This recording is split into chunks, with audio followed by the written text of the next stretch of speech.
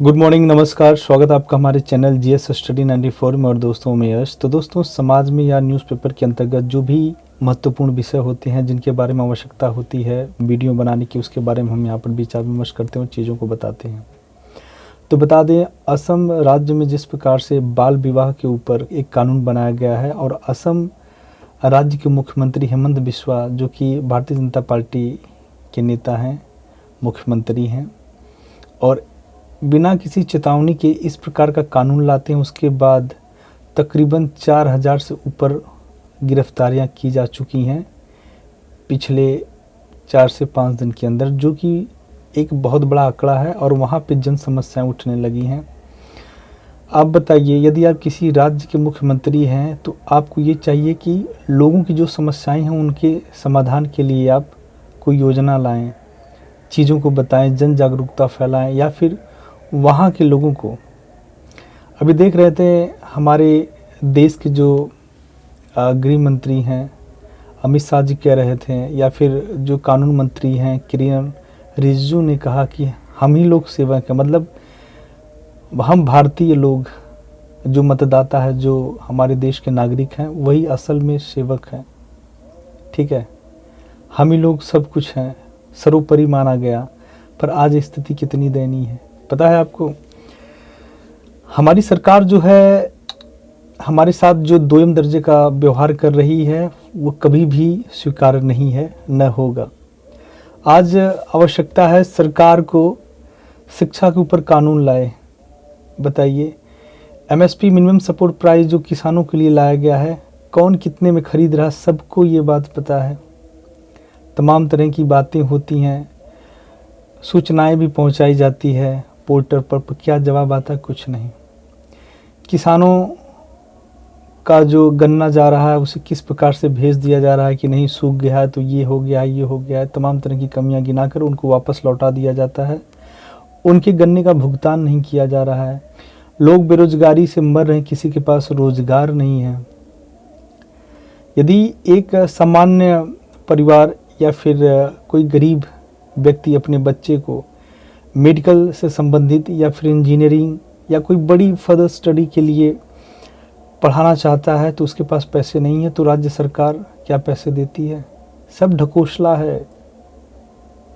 किसके लिए, किस समाज के लिए कितना छूट है शैक्षिक चीज़ों में, आप जाकर देख सकते हैं। ये बस हमें और आपको बेवकूफ़ बनाने का कार्य किया जा रहा है और लंबे समय से ये किया जा रहा है। ऐसा इसलिए हो रहा है क्योंकि हम और आप जागरूक नहीं हैं।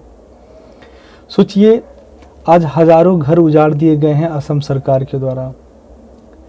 यहाँ पे कुछ है, मतलब यहाँ पे ये आरोप लगाया जा रहा है कि, मैं आपसे बता दूं, ऐसे तमाम तरह के लोग गांव में मिलेंगे जो बहुत पहले से अपना आधार कार्ड बनवाए थे, उसमें तमाम तरह की त्रुटियां थीं, गलतियां थीं, जो अब वो संशोधन करा रहे हैं।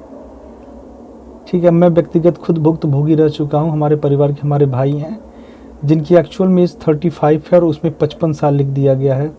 किसी की एज इसमें 25 साल है तो उसमें 15 साल डाल दिया गया है, क्योंकि बहुत ही कुशल, बहुत से दक्ष लोग आधार कार्ड नहीं बना रहे थे। किसी का फ़ोटो सही नहीं है, किसी का एड्रेस नहीं सही है। तो आप इन सारी चीज़ों के आधार पर कैसे किसी को बंदी बना सकते हैं, किसी की शादी को अवैध ठहरा सकते हैं? इसके लिए पहले आपको जन जागरूकता फैलानी चाहिए थी कि अब से यदि कोई इस प्रकार का कृत्य कार्य करता है, मतलब किसी टीनेजर जो होता है, कम उम्र की महिलाओं जो यदि 18 के नीचे हैं, उनकी शादी करवाता है, चाहे वो परिवार का हो, चाहे मौलवी हो, चाहे हिंदू से संबंधित धार्मिक कोई हो, तो उसके ऊपर कार्रवाई होगी। तब ये सारी चीज़ें समझ में आती हैं।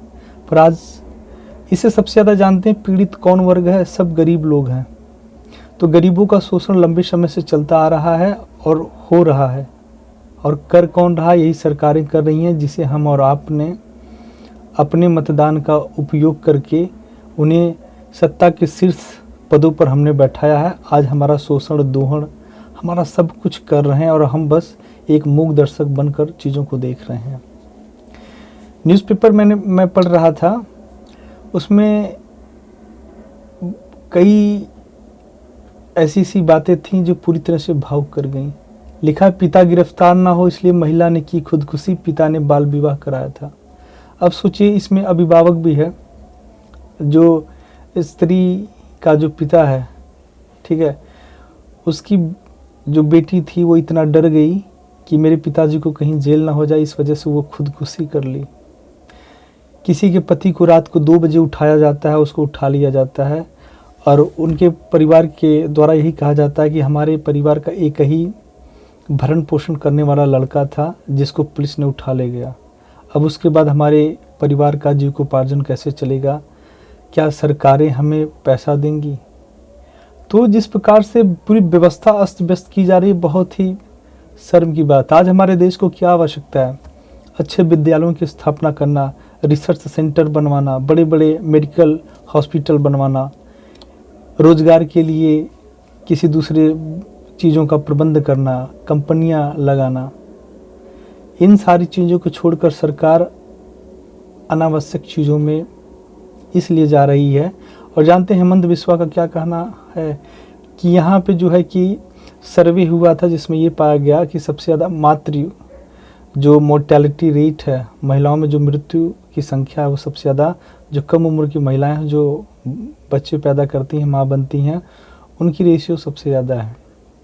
चलिए मैं मानता हूँ सबसे ज़्यादा है, पर आप ये बताइए इसको आप क्या लोगों के बीच में अवेयरनेस नहीं कर सकते थे, जागरूक नहीं कर सकते थे इस बात को लेकर कि जो पहले से जो शादी कर चुका है, जो तमाम तरह की गड़बड़ियाँ खुद मैं आपको बता रहा हूँ, क्योंकि पहचान पत्र के माध्यम से लोगों की गिरफ्तारी हो रही है चीज़ों को, मौलवी भी उसमें जा रहे हैं।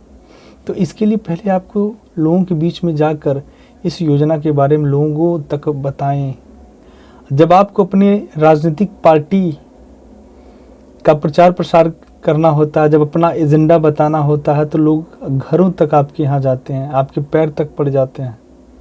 वोट लेना होता है तो कैसे कैसे गिनाते हैं, हमारी सरकार ने पिछले 5 साल में ये किया है और आगे भी हम तमाम तरह की योजनाएं लाएंगे जिसका लाभ सीधे आपको होगा। तो जब अपने राजनीतिक पार्टियों का व्याख्यान ये घर घर जाकर बता सकते हैं, तो क्या इन सारी चीज़ों के बारे में नहीं बता सकते थे?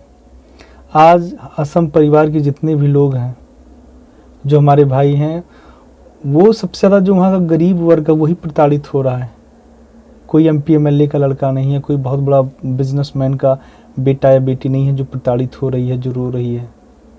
और ये स्थिति बार बार मैं बता दूं आपको, अगर यही स्थिति रही तो आने वाले समय में भारत का प्रत्येक नागरिक भुक्तभोगी होगा।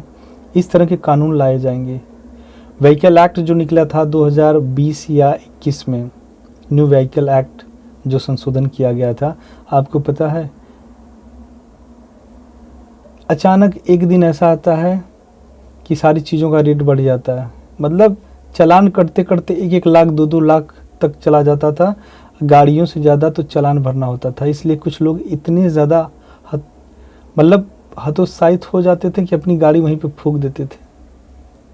आप भूल गए शायद डिमोनेटाइजेशन जो विमुद्रीकरण हुआ था, सबसे ज़्यादा उसमें नुकसान किसको हुआ था? आम जनमानस को हुआ था, आम गरीब आदमी को हुआ था।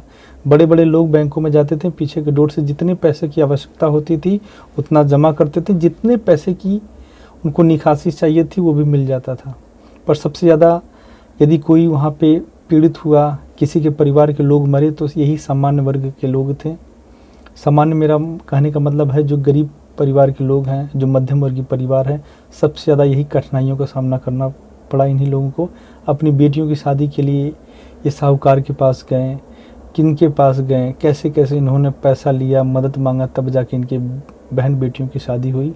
और इससे फ़र्क सबसे ज़्यादा किसको पड़ा? क्या अमीरों को पड़ा? तो कहीं ना कहीं ये जो सरकार है पूरी तरह से गरीबों के कह सकते हैं कि उनके विरोध में सारी चीज़ें चल रही हैं।